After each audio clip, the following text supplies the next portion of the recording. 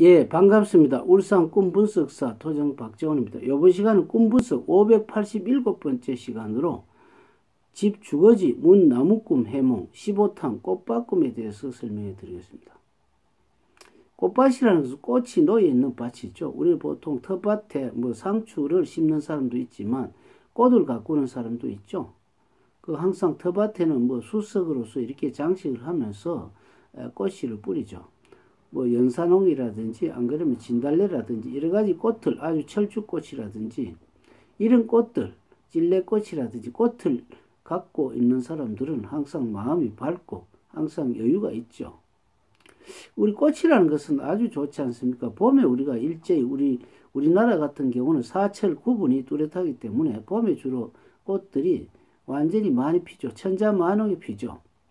수많은 꽃들이 피죠. 개나리, 진달래, 목련, 그 다음에 특히 봄철에 아주 이쁜 매화꽃이 있죠. 도화꽃이라든지 살구꽃이라든지 이런 것이 봄철에 피었다가 다시 음력한 4월이쯤 되면은 이제는 아카시아 꽃이 피기 시작합니다. 그래서 아카시아 꽃이라는 것은 아주 온 천지에 향기가 진동하죠. 가시가 있기 때문에 아주 향기가 진동하면서 아주 꿀로서도 유명한 것이죠. 그래서 꿈 속에서 꽃밭을 보면 어떻습니까? 우리가 울산에서도 보면은 어떤 대나무 숲 쪽에서 보면 굉장히 꽃밭이 크고 장비가 만발하고 울산 대공원에도 가보면 꽃밭이 굉장히 넓고 좋습니다. 꽃을 보는 사람은 뭡니까? 아주 어떤 보기가 좋고 자연미가 있으면서 희망이 가득 찬 것이죠. 우리가 꽃은 정말 아름답지 않습니까? 꽃은 그리고 또 벌과 나비가 우리가 꿀을 먹으러 오고 또 그것이 다시 열매를 맺고 이렇게 꽃은 오래 피는 꽃과 아주 빨리 떨어지는 꽃이 있죠. 백일홍 같은 경우는 100일이나 핀다 해서 백일홍이죠. 석 달 열흘이 100일 아닙니까? 굉장히 길죠. 그러나 우리가 보통 우리나라에서 요즘은 아주 봄철을 장식하는 벚꽃이 있죠.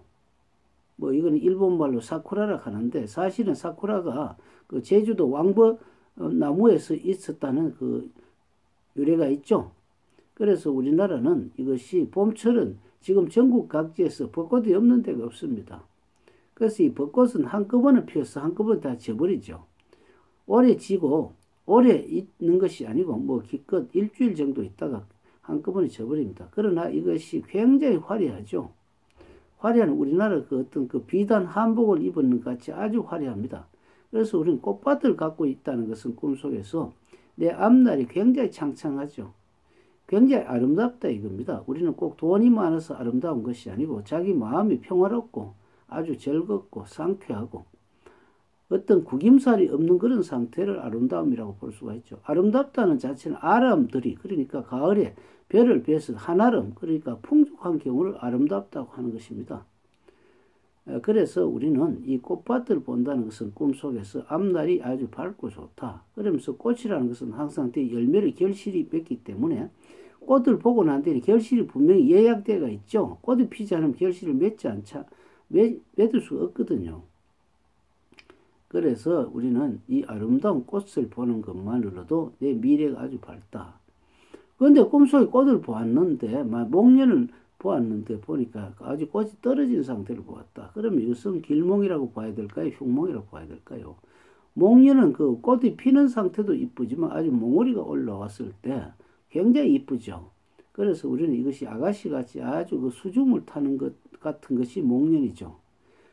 그래서 우리는 어떤 특히 백목련을 보면 아주 고귀하게 보이는 무슨 공주님이나 왕비님 같이 보이죠.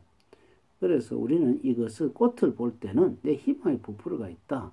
꽃잎이 떨어졌다는 것은 희망을 졌다고 생각하지 마시고 꽃이 떨어져야만이 열매가 맺기 때문에 이제는 내 고난이 화려한 고난보다는 이제는 결실을 맺는 실질적인 일을 접어들었구나 이렇게 생각하시면 흉몽이 생각하는 순간 길몽을 변할 수가 있습니다.